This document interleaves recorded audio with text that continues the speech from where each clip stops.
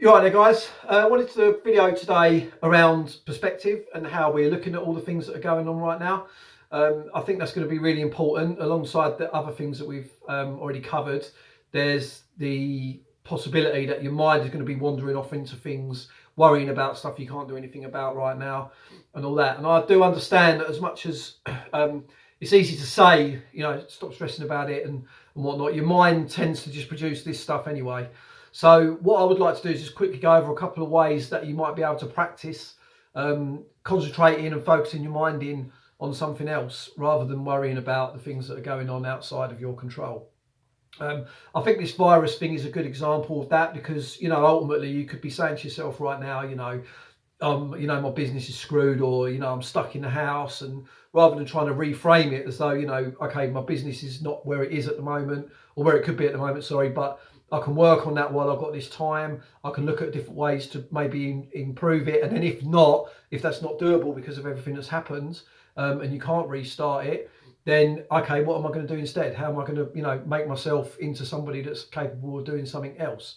Or rather than saying I'm stuck at home, reframing that to, I'm at home with my family and I'm lucky to be safe and I'm lucky that I'm not in hospital, stuff like that. Because what you could be thinking is, I'm only here because some dirty market out in China, some guy's eating a bat, rotten bat, and now as a result of his stupid actions, the rest of the world is suffering. And then, like you see on Twitter, people want to go to war with China, and it's just no point. There's just no point to going there with that. But keeping your mind active focused on one particular thing can be quite difficult, and you need practice at doing it. So you might have had years of your life where you've just let your mind wander off doing whatever it wants to do, and therefore it's going to be very difficult for you to try and concentrate on anything right now that, because your mind does that. So I'd say, like, the way that I learned this personally was to meditation.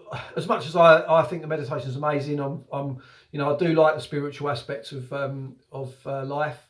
I'm very much a fan of that type of thing, but I do find it quite difficult to do myself, like sitting in a room with my eyes closed, and stuff like that. Never really done it for me.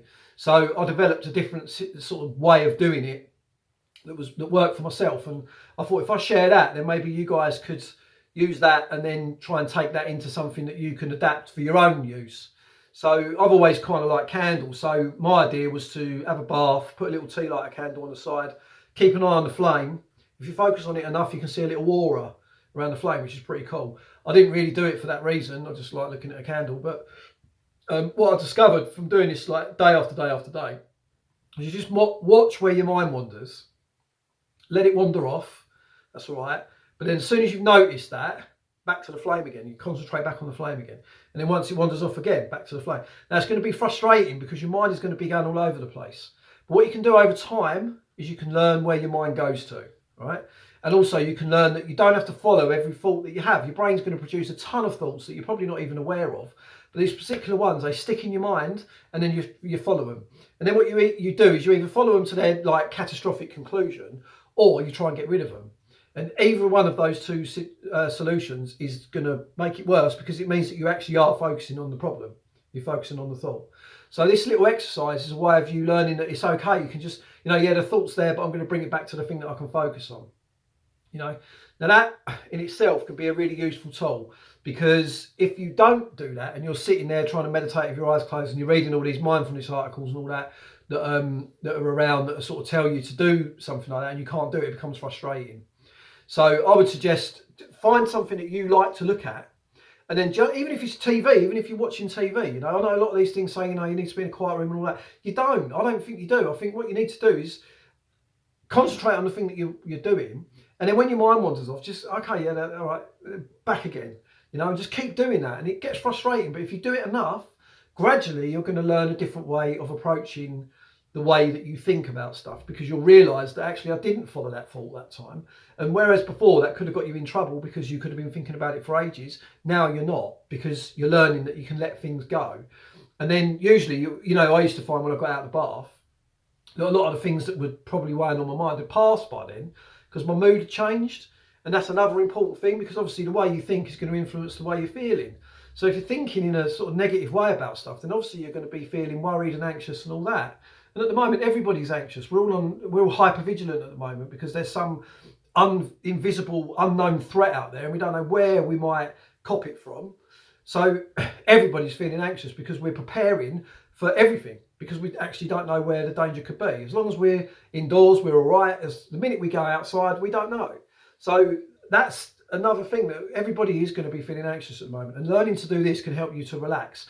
Not necessarily because you're breathing in for 4, breathing out for 4 and all that, which, don't get me wrong, has definitely got its merits. I mean, you know, we do know that breathing that way regulates the oxygen in your bloodstream, and you actually do physically relax if you do it for long enough. I think it's about 4 minutes that you're supposed to do that for, and there's a physical change in you. But not everybody can do that. Not everybody can lay there and focus on their breathing and the hairs twitching in their nostrils and all that sort of thing. Some of us need to do it in an active way because we're not used to sitting around and doing it that way.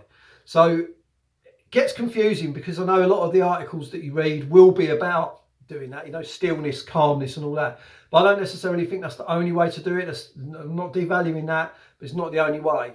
So I know this might sound like, again, like a simple thing, but nonetheless, you know, if you're struggling and you're getting anxious about things, you've got time on your hands at the moment. Why not learn to train your brain a little bit? Because honestly, if they taught you this when you were 5 years old, you would know this, because you would have grown up thinking this way, and you would be able to not follow every thought and not give every thought importance and not make everything so real.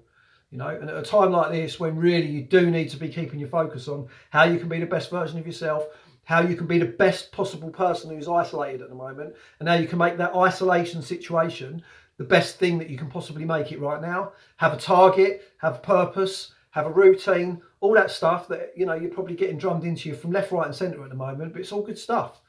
So yeah, give it a go, and I hope you're all staying safe out there and everything, and that the lockdown is something that you're making the most of and getting some good family time, or learning something new, or just basically just generally trying to make the best of a really weird and horrible situation.